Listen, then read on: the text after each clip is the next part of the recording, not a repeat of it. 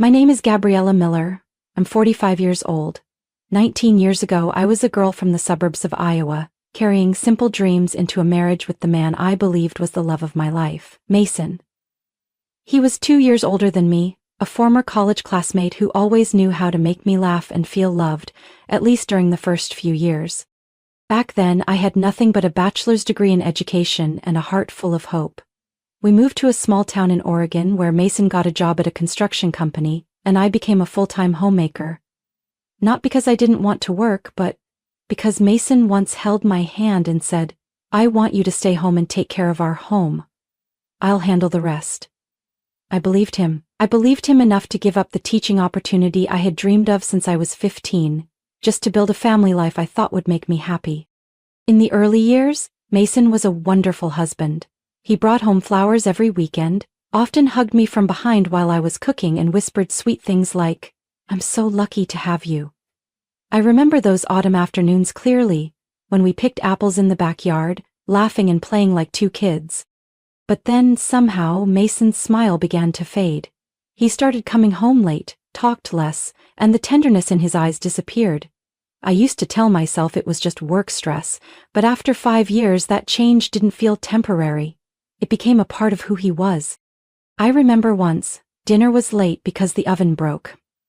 Mason slammed his keys on the table and said coldly, "You can't even cook dinner? What do you do all day?" I stood frozen in the kitchen, still holding the burnt cake spatula.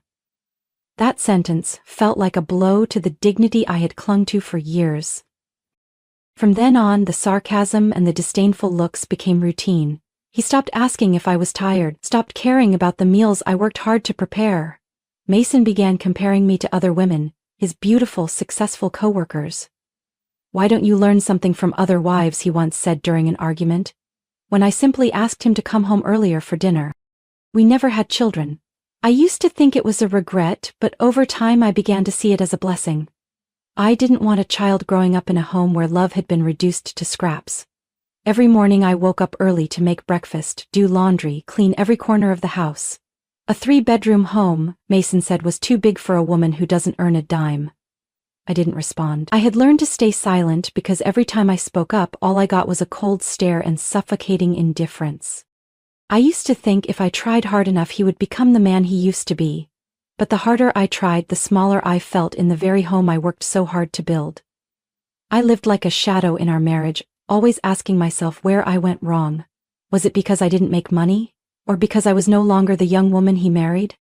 Then one day while I was scrubbing the floors, Mason walked past me without a glance and muttered, "If you can't do anything else, at least clean the floor properly." I gripped the mop handle tightly, my chest tightening. I didn't cry, I didn't react, but something in me shifted. A tiny seed of awareness began to grow. And I knew one day that seed would grow into a decision Mason would never see coming. After that moment, I began observing him more closely. I stopped quietly enduring. Instead of worrying about pleasing a man who had become distant, I silently took note of every little sign. The way he smiled at his phone. The nights he claimed he had to work late but came home smelling of unfamiliar cologne. And the unexplained charges on our bank statements. Mason used to be ambitious, at least in the early years.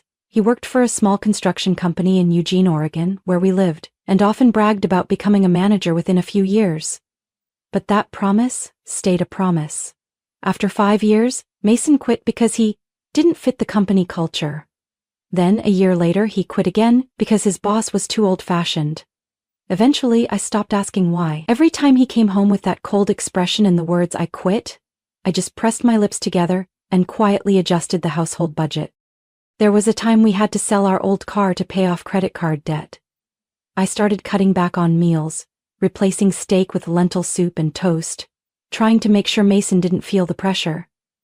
I even tutored neighborhood kids in the evenings to make a little extra money, but it was never enough to cover the months he was out of work. He never asked if I was tired, never knew that I sometimes slept on the sofa because I didn't have the strength to climb the stairs. Then last summer, Mason got a new job at a local real estate firm. The salary wasn't high, but he could earn commission if he made sales. He seemed different, dressed sharper, started wearing cologne he once called unnecessary. He even bought an expensive watch and said it was to impress clients. I didn't question it because deep down I still had hope that this was his chance to grow up and finally value our marriage. But instead of coming home for dinner, Mason started disappearing more often. Some nights he said he had to meet a client at 8 p.m., other times it was a networking event. I quietly made my own plate, sat by the window looking out at the empty street, listening to the ticking clock counting down the days of a crumbling marriage. One night while arranging flowers in the living room, one of the few things that brought me peace, Mason came home late looking excited. As he took off his shoes he said, "I closed a deal with a potential client named Ava. She's a big investor, probably coming back." When I asked, "Who's Ava?" Mason just waved it off, "Just a client, don't overthink it." But I couldn't stop thinking. Because that night, while picking up the clothes Mason left on the chair, I found a receipt from a fancy downtown restaurant, a place we had never gone together because it was too expensive. I started looking into things, not in dramatic movie-like ways, but with the quiet patience of someone who had grown used to listening in silence. I tracked receipts, his absences, even the moment he changed his phone password without telling me. I didn't tell anyone, not even my sister in Seattle. I felt ashamed as if the cracks in my marriage were entirely my fault. One night I woke up and heard Mason chuckling softly while texting. The glow from his screen lit up his face. A face that no longer looked like the man I once loved, but a stranger. Cold, secretive, living a life I was no longer part of. I wondered if men, when they fall short of success, try to cling to something else to feel important again. When Mason was no longer the provider, did he need to be desirable to someone else to feel worthy? Whatever the reason, I was too exhausted to keep making excuses for him.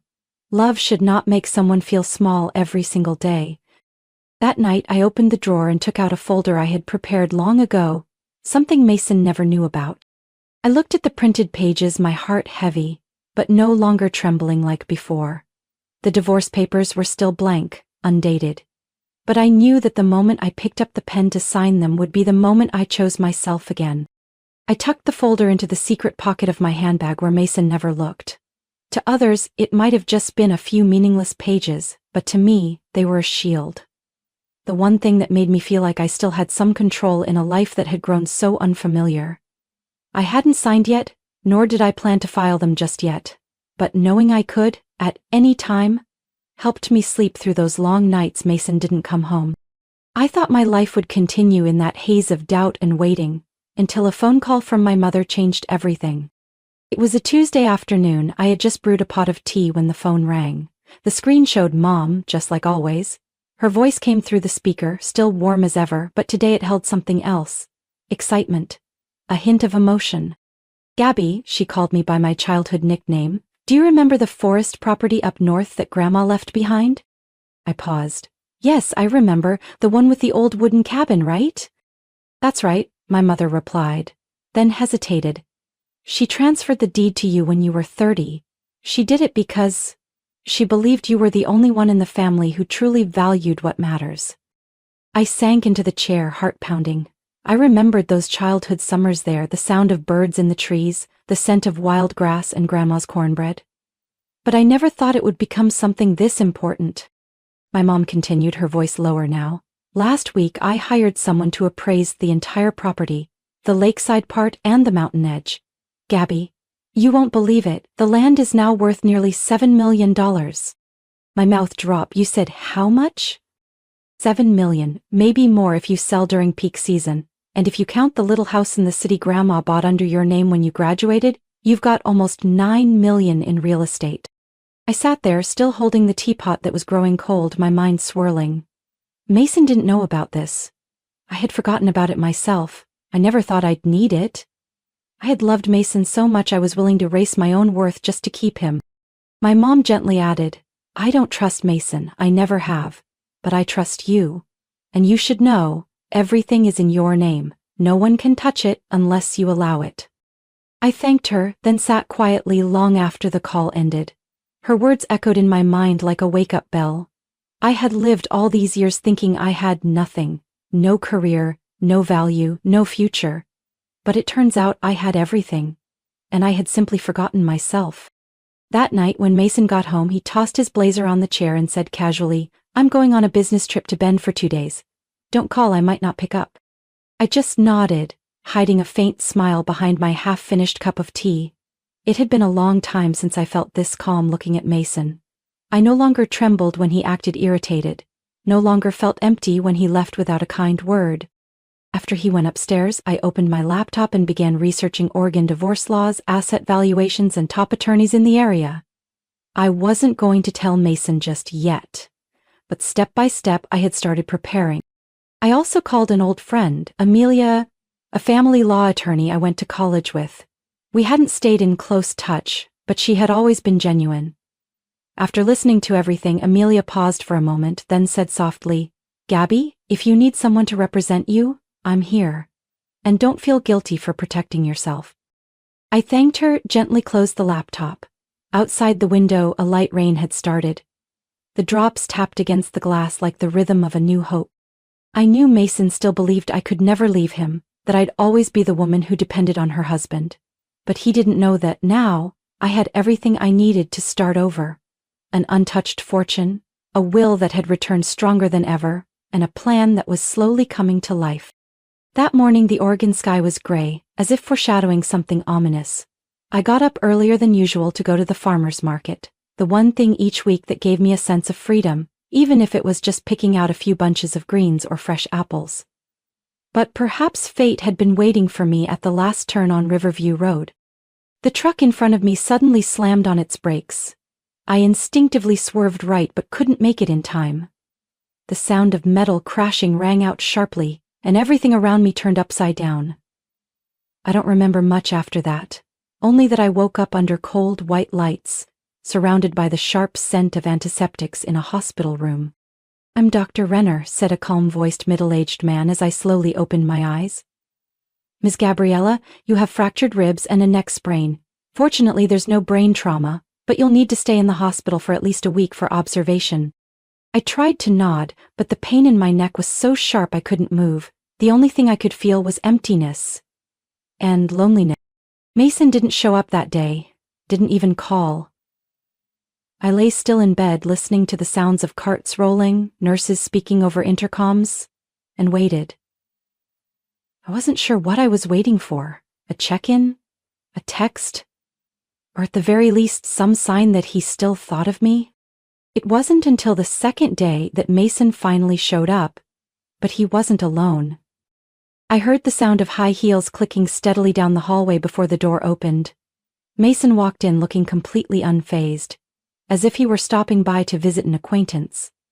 The woman beside him, around 30, tall, with softly curled blonde hair and a tight-fitting blue dress, flashed a radiant smile when she saw me.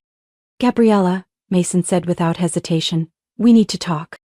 I turned my head toward him with difficulty, trying to stay calm even as my stomach churned. The woman didn't wait to be invited. She walked up beside my bed, completely at ease, as if she belonged there. "I'm Tessa," she said, her voice light as air but full of smugness. "I'm sure Mason's mentioned me." I looked at Mason. He didn't deny it, didn't step back, didn't apologize. "Tessa and we're together now," Mason said slowly, as if explaining something obvious. "This will be best for all three of us. You don't need to worry. Tessa will take care of me." I let out a dry, broken laugh. "Did you just say, best for me?" "Gabby," Mason sighed, as if I was the one making things difficult, "you should let go. I think we should get a divorce. You know we haven't had anything for a long time." Tessa stepped back, folded her arms, her eyes gliding over my IV lines like she was evaluating something ready to be discarded. I didn't say a word.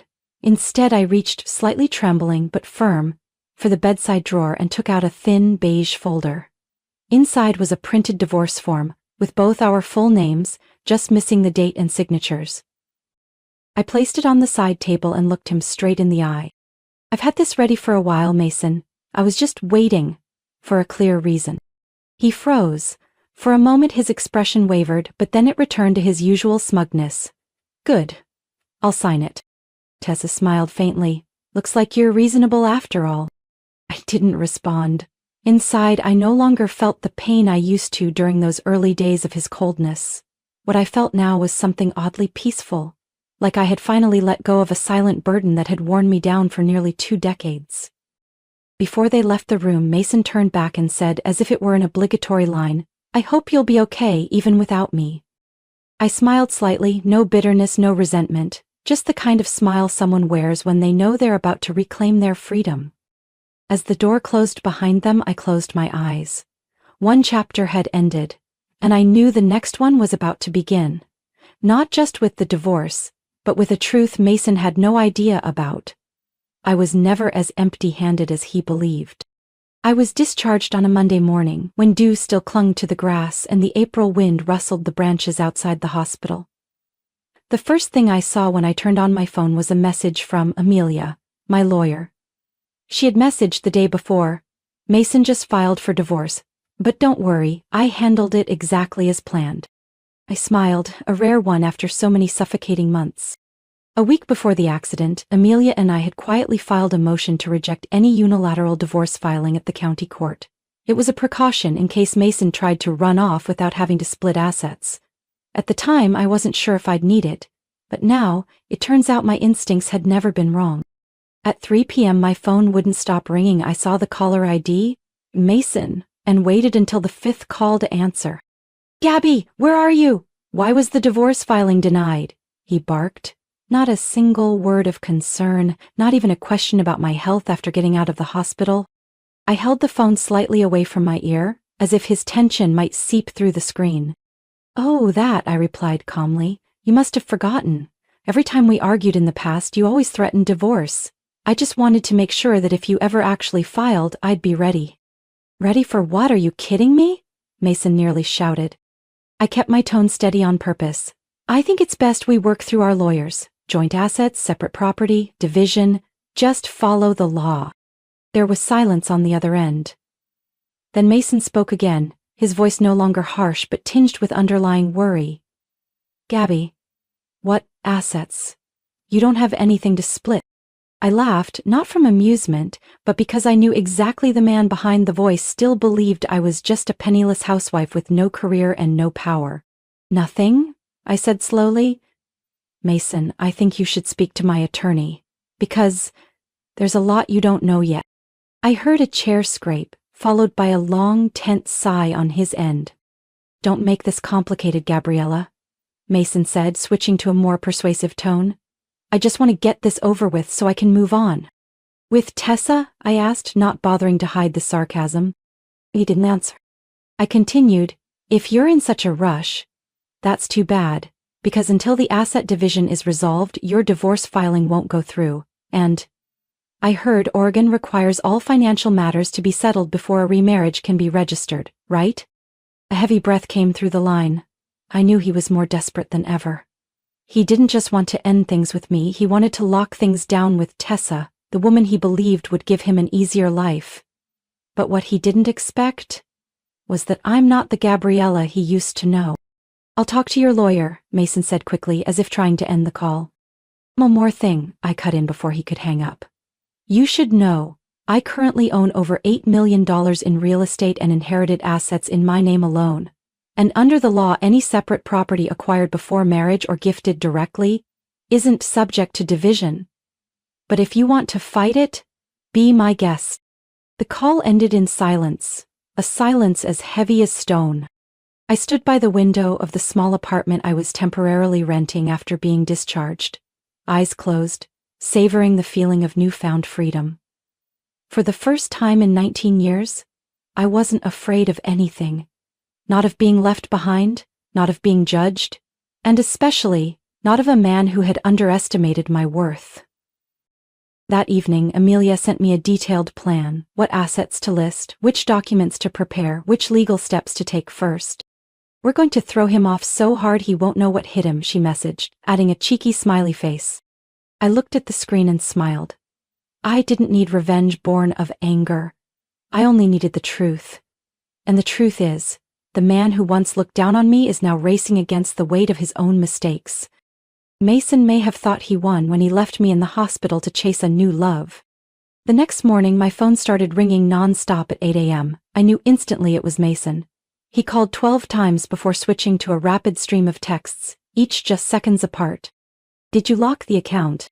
I can't withdraw money. What did you do with my card?" Gabriella, answer me. I let out a long breath. Every word flashing on the screen only made me more certain I was right to notify the bank to freeze withdrawals from our joint account while I was in the hospital. Before I was discharged, I'd requested to fully separate the accounts and cancel his secondary card. Mason wasn't notified because everything was under my name. At the time, it felt like a precaution, but now his reaction proved he didn't just want out of the marriage, he wanted to take what didn't belong to him. The doorbell rang at 10 a.m. I opened the door and almost choked up at the sight of the woman standing in front of me. "Oh my God, Gabby. You look so thin," she said, then wrapped me in a hug. "Ali?" I stepped back in disbelief. "You really flew in from Denver?"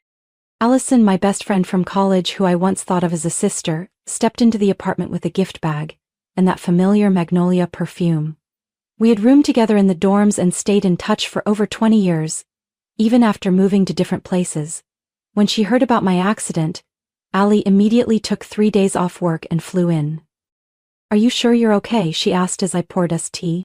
I nodded, then exhaled, "Better than ever, but there's something you should know." I told Ali everything, about Mason, Tessa, the divorce papers, and the assets Mason had no idea existed.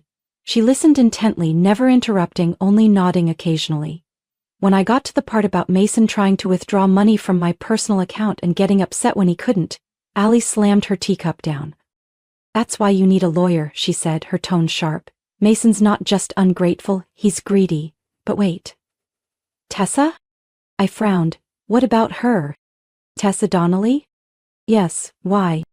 Ali narrowed her eyes and pulled out her phone. After a few taps, she showed me a picture. It was a family gathering, with Tessa standing beside an older woman I didn't recognize. "That's Tessa's aunt," Ali said. "I know her from a women's real estate investment group in Denver. She used to complain about her niece. Spends money like crazy, always dating older men to get ahead in life." I sat upright. "Are you saying Tessa targeted Mason because she thought he was rich?" "Absolutely, and I remember her aunt saying, that girl once faked a pregnancy to trap a doctor into marrying her. Didn't work, but shame was never her thing." I was speechless. Suddenly all the puzzle pieces connected in my mind. Mason's frequent absences for client meetings, the luxury restaurant receipts, and his unusual urgency to finalize the divorce. I tapped the table lightly. "Do you still have contact with Tessa's aunt?" "Yes. What are you planning?" I looked at Ali, calm but resolute. "Start gathering evidence. If Mason thinks he can secretly funnel money to Tessa, or hide the fact that she lied about a pregnancy, then he clearly doesn't know who he's dealing with." That very afternoon, Ali and I met with my lawyer, Amelia. After hearing the story, Amelia smirked slightly. "If what Ali says checks out, we can expand this case to include financial abuse and fraud. Tessa's not walking away clean." Ali added, "I can schedule a meeting with Tessa's aunt this week. I think she'll cooperate if she knows her niece is about to ruin another person's life." I nodded. "Good. I don't want this to drag on, but I'm not walking into any traps either." That night, I received a text from Mason. "Tessa might be in some trouble. Can you withdraw the filing? We can talk it over like adults." I looked at the message, not even tempted to reply. There was no regret left in me, only clarity. The game Mason and Tessa started was no longer in their hands. The meeting took place on a Friday morning at a private restaurant on the top floor of a boutique hotel in Portland. I had asked Amelia to choose the location for its privacy and formal atmosphere, the kind of setting I knew would keep Mason and Tessa from acting out. When I entered the private meeting room, they were already seated across from each other at a long oak table. Tessa was just as made up as ever, but there was a flicker of worry in her eyes this time. Mason avoided looking at me, nervously fiddling with his water glass. Amelia sat next to me, set down her briefcase and looked directly at them.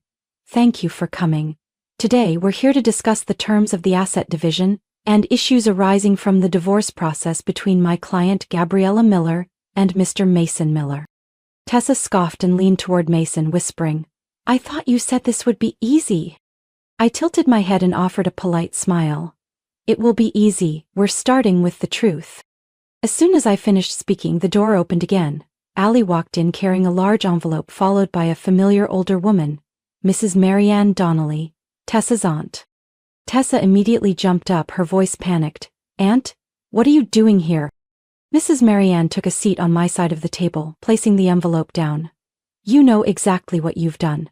But if you're going to turn someone else's life into your personal profit scheme, I can't stay silent anymore. I nodded in gratitude, then signaled Amelia. She opened the envelope and pulled out a series of high-resolution photos. Tessa entering a hotel hand in hand with another man, not Mason. Some pictures were in daylight, others at midnight. Additional photos showed Tessa at a bar, cozying up to a group of sharply dressed men, laughing and flirting. Mason visibly paled. He turned to Tessa, eyes wide.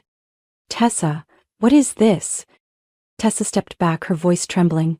They're just friends. Friends, Allie cut in. In 1 week where she claimed to be on business, I counted at least 3 dates with 3 different men, and according to her aunt, this isn't the first time Tessa's pulled something like this. Amelia presented another document. A statement from Mrs. Marianne confirming that Tessa had once tried to trap a doctor into marriage by faking a pregnancy. I crossed my arms and looked straight at Mason. And you still planned to marry her? That was fast considering you're not even divorced yet. Mason clenched his fists and said nothing.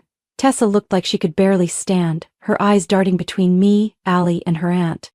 Finally, she collapsed into her chair, mumbling, I'm sorry, I'm not pregnant, I needed someone who could take care of me. I'm tired of struggling. I didn't want to work my whole life just to barely get by. You plan to live by deceiving others? Amelia asked, sarcasm dripping from her voice. No, it's just, I thought Mason had money. I thought he'd give me an easier life. Mason looked at Tessa with a disgust I'd never seen before. Maybe, for the first time, he realized he had walked right into a glittering trap. Regarding the assets, Amelia said, steering the conversation back, my client has prepared full documentation proving that the inherited properties, both before and during the marriage, are in her name and not subject to division. However, per Oregon law, any joint contributions during the marriage will be reviewed in court. We're willing to work with the other party if they act in good faith, I added, calmly. But if there's continued avoidance, misuse of joint accounts, or any attempt to conspire for asset theft, I'll have no choice but to pursue both civil and criminal investigations. The room fell silent for a few moments. Then Mason lowered his head, for the first time in all of this. I'll sign everything. I'm sorry, Gabby, I was wrong. I didn't respond, because at this point apologies meant nothing. What I needed was a clean, transparent ending, and a new beginning, where I took the lead.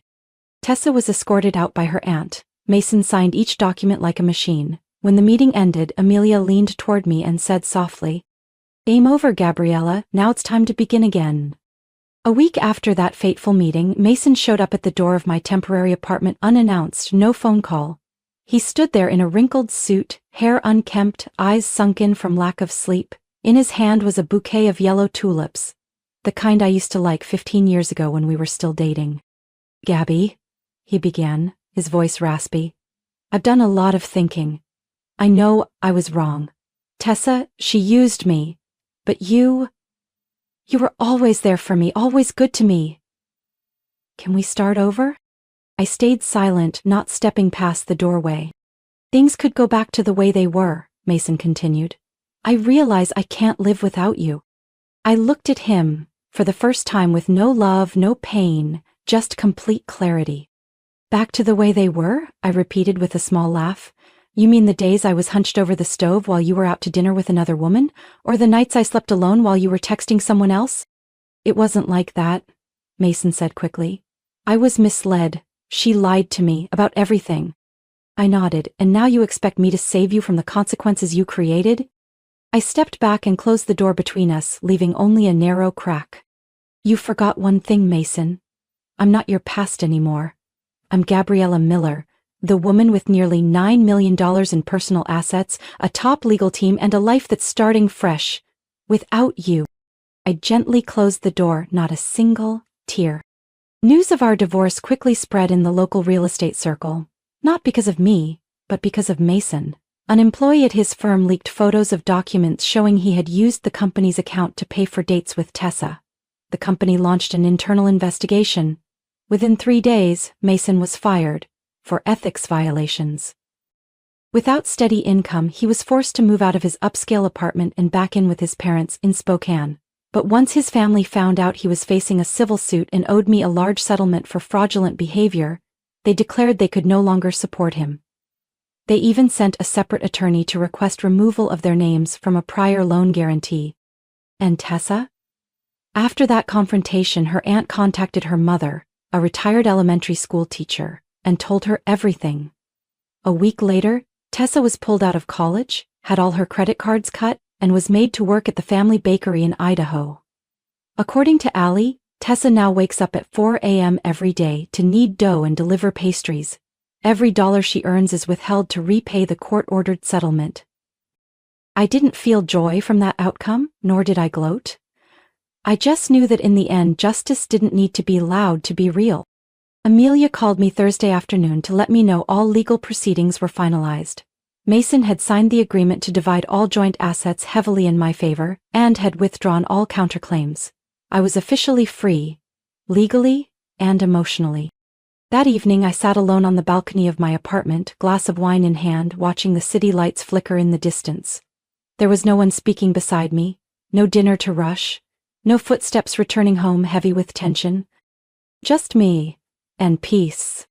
I thought about the years that had passed, the skipped meals to pay bills, the sleepless nights waiting for Mason to come home, the condescending looks because I was just a housewife.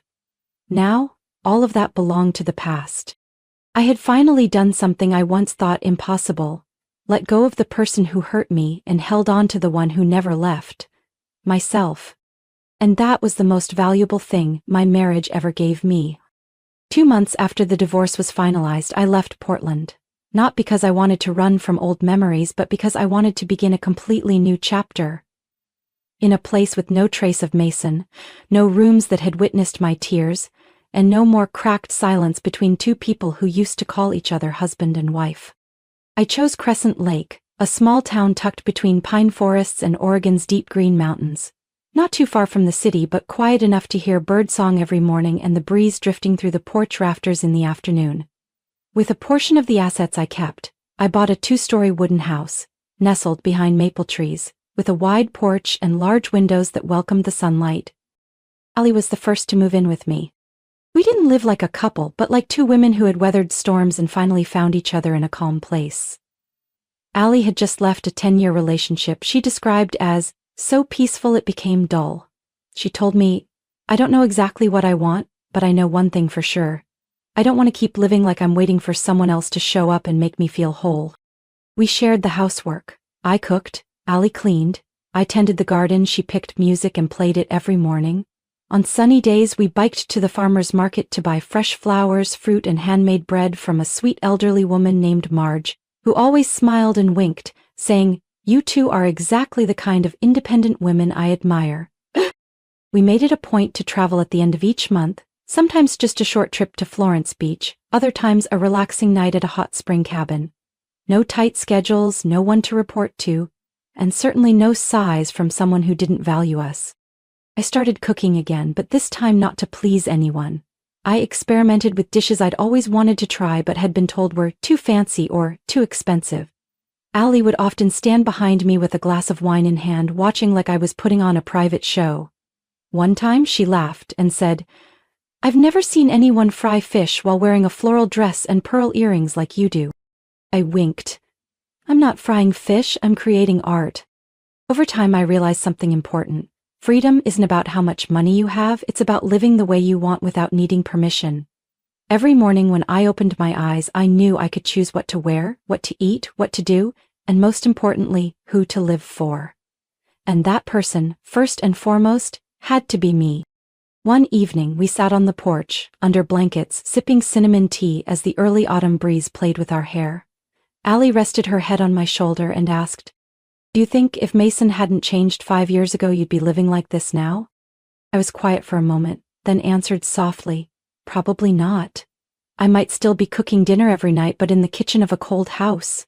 I might still be smiling, but it would be the kind of smile that hides the feeling of being forgotten." Allie took my hand and gave it a gentle squeeze. "Then maybe losing something is the best way to find yourself." I nodded. "I used to fear being alone, Used to think that without a man beside me, a woman somehow lacked value. But it turns out, it was in the quiet moments by myself that I heard my inner voice the clearest. We decided to plant a flower garden in the backyard and build a wooden bookshelf for the little reading room by the window. I also began writing a blog, sharing recipes and my journey of starting over, not for fame, but to tell other women that it's never too late to change course. One October afternoon, with sunlight streaming through the pine trees and painting everything in soft gold, I sat at my desk, writing the final lines of a blog post titled, "Alone, but Not Lonely." I looked up and out the window where Allie was watering lavender. She turned, lifted her arm to wave at me, her smile as bright as the sunshine. And in that moment, I knew I had truly found home. Not a location, but a feeling. Peace, wholeness, and being completely myself. From my own story, I realized that freedom and happiness don't come from holding on to a person or a marriage that's already crumbled, but from having the courage to walk away, even if it means walking alone.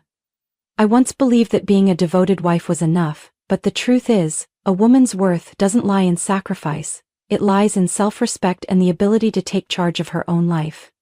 Now I live lighter than ever, needing no one's permission to simply be me. What do you think of Gabriella's journey? Have you experienced something similar? Share your thoughts below and don't forget to follow the channel for more meaningful stories about life and family relationships.